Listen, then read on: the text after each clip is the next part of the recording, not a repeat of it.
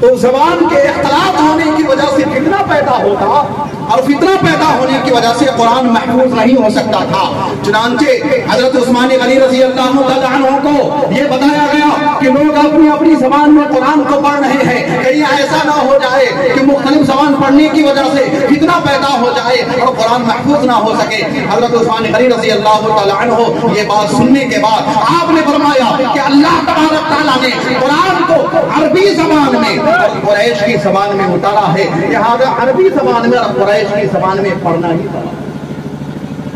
تو پھر عثمان غنی رضی اللہ تعالیٰ عنہ پھر سے قرآن کی ترتیب کرواتے ہیں اور قرآن کو قریش کی زبان میں عربی زبان میں لکھا کر کے ملک کے مختلف حصوں میں تقسیم کرواتے ہیں۔ اس کے بعد جیسے جیسے زمانہ بڑھتا گیا، اس قرآن میں نقطے لگے، زبر زیر پیش لگا، پارے بنائے گئے، سورت کی تعین کی گئی، اور اس کے بعد رکوع بنائے گئے، تو اس طرح مزین کر کے قرآن ہم تک پہنچایا گیا۔ اب امت مسلمان کی یہ ذمہ داری ہے کہ اس قرآن کو پڑھے اور اس پر عمل کرے۔ میں یقین کے ساتھ کہہ سکتا ہوں، میں قرآن اور اس کی تفسیر کا مطالعہ کرتا رہتا ہوں کہ قرآن میں جتنی سائنس کی باتیں ہیں دنیا کی کسی کتاب میں نہیں۔ میں 100 مثال ابھی دے سکتا ہوں، لیکن وقت کافی اس کے لیے وقت کافی درکار ہونا چاہیے۔ اللہ کے نبی صلی اللہ علیہ وسلم ارشاد فرماتے ہیں قرآن پاک کی فضیلت میں کہ من قرأ القرآن فاستظہرہ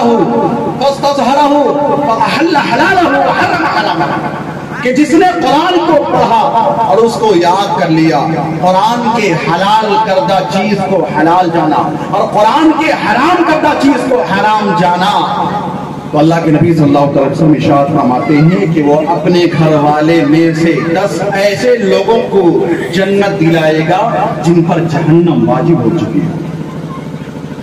اور یوں ہی نہیں بلکہ حامل قرآن کے بارے میں، حافظ قرآن کے بارے میں اللہ کے نبی صلی اللہ علیہ وسلم ارشاد فرماتے ہیں اذا مات حامل القرآن فاوحى الله الى الارض، کہ جب حافظ قرآن مرتا ہے تو اللہ تبارک تعالیٰ زمین کو یہ وحی بھیجتا ہے، یہ حکم دیتا ہے کہ اے زمین مت کھانا۔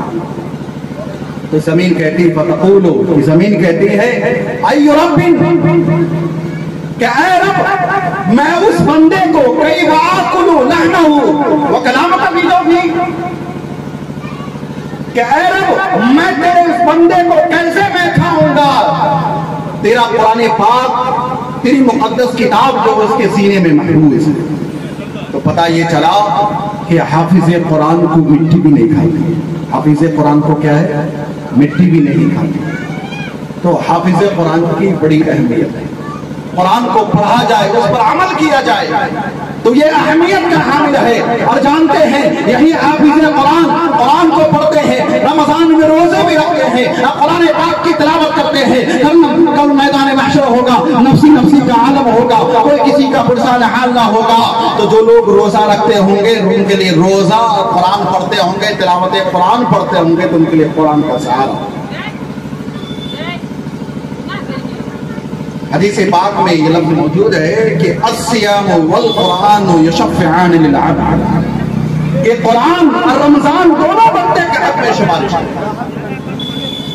رمضان کہے گا ای رب انی منعت الطعام والشہوات بالنہار، کہ اے رب میں نے اس بندے کو دن میں کھانے پینے نہیں دیا تھا، نفسانی خواہشات سے روکے رکھا تھا، وشفعنی بھی، اس کے بارے میں میری شفاعت قبول کروا لیجیے۔ اور قرآن جب پڑھتا ہوگا اور قرآن کی تلاوت کرتا ہوگا یا نفلوں میں قرآن کو پڑھتا ہوگا یا تراویح میں قرآن کا اہتمام کرتا ہوگا تو قرآن کہے گا اس بندے کے بارے میں یقول قرآن ایو رب انی منعتہ النوم باللیل، کہ اے رب میں نے اس بندے کو رات میں سونے نہیں دیا تھا، دن تلاوت میں مشغول ہو کر کے اپنا آرام و سکون برا لیا تھا، فشفعنی فی، کہ اس کے بارے میں میری سفارش قبول فرما لیجئے۔ اور اللہ کے نبی صلی اللہ علیہ وسلم ارشاد فرماتے ہیں کہ دونوں بندے، دونوں کی یعنی قرآن کی اور رمضان کی، روزے کی، دونوں کی سفارش قبول فرما لیجئے۔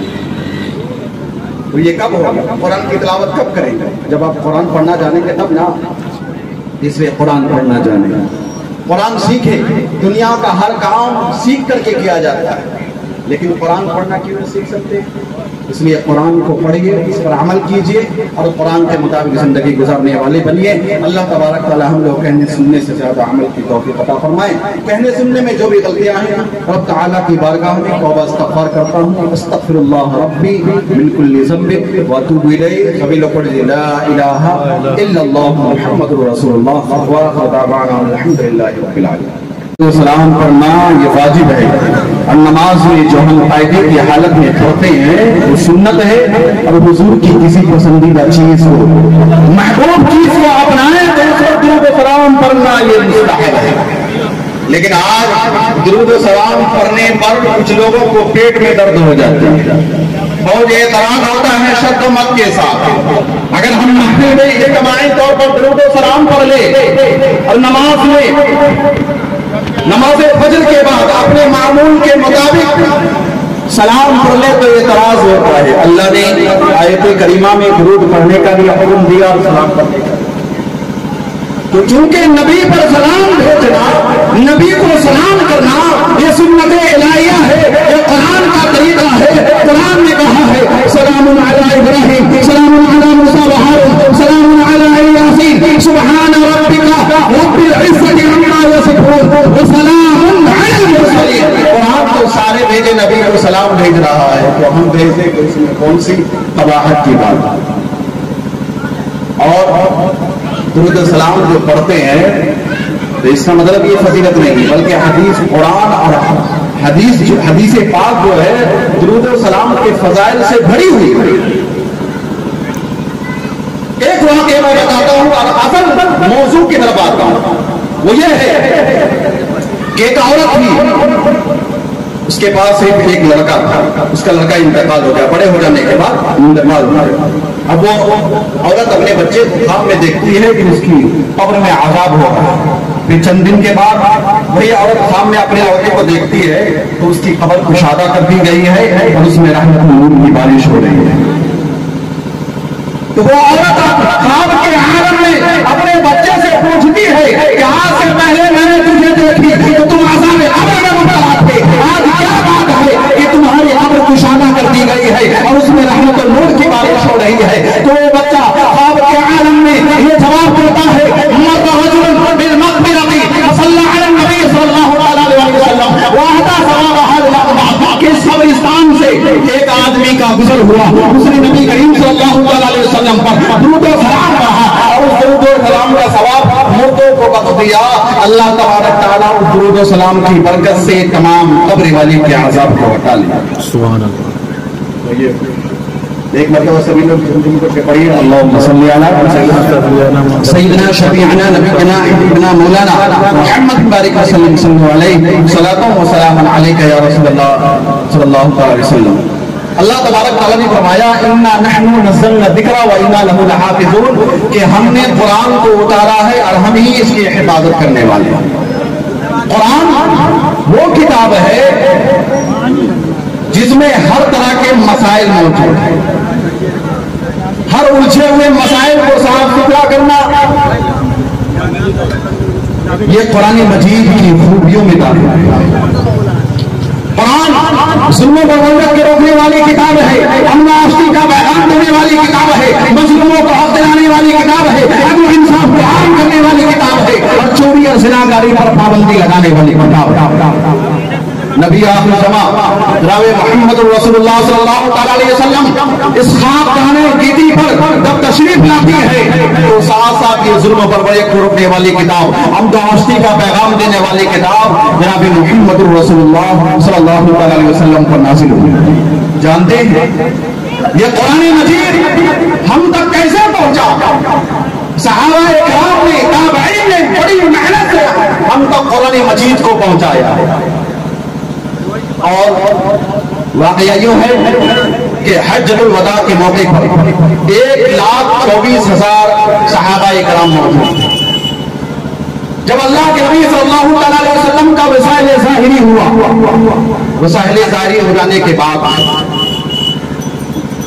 حضرت ابوبکر صدیق رضی اللہ تعالیٰ عنہ کی دور خلافت آئی، تو آپ کے دور خلافت میں تاریخ اسلام کی بڑی جنگ ہوئی جس کا نام ہے جنگ یمامہ۔ उस जंगे यमामा में एक रिवायत में बदलाती है कि 800 या 700 सहाबा इकराम, एक रिवायत में बदलाती है कि 1200 सहाबा इकराम शहीद हो गए। और वो सहाबा शहीद हुए जिन्हें कुरान दिया था, जिन्हें कुरान मुकम्मल उनके सीने में महफूज था। तो शहादत, जब कुफाज सहाबा की शहादत हुई तो हजरत उमर फारूक रज़ी अल्लाह ताला अन्हु, हजरत अबू बकर सिद्दीक रज़ी अल्लाह ताला अन्हु की बारगाह में जाते हैं, एक अर्ज करते हैं कि ऐ खलीफतुल मुस्लिमीन, इसी तरह सहाबा किराम शहीद होते रहे तो आने वाली नस्ल तक किताबुल्लाह नहीं पहुंच पाएगी। लिहाजा कुरान को एक जगह जमा किया जाए, कुरान को किताबी शक्ल दी जाए। तो पहले तो हजरत अबू बकर सिद्दीक रज़ी अल्लाह ताला अन्हु तैयार नहीं होते हैं कि जो काम नबी करीम सल्लल्लाहु अलैहि वसल्लम के जमाने में नहीं हुआ है वो काम मैं क्यों करूं। लेकिन हजरत उमर फारूक रज़ी अल्लाह ताला अन्हु इसरार करने लगे और भी सहाबा इसरार किए। तो हजरत अबू बकर सिद्दीक रज़ी अल्लाह ताला अन्हु कुरान को किताबी शक्ल देने के लिए तैयार हो गए।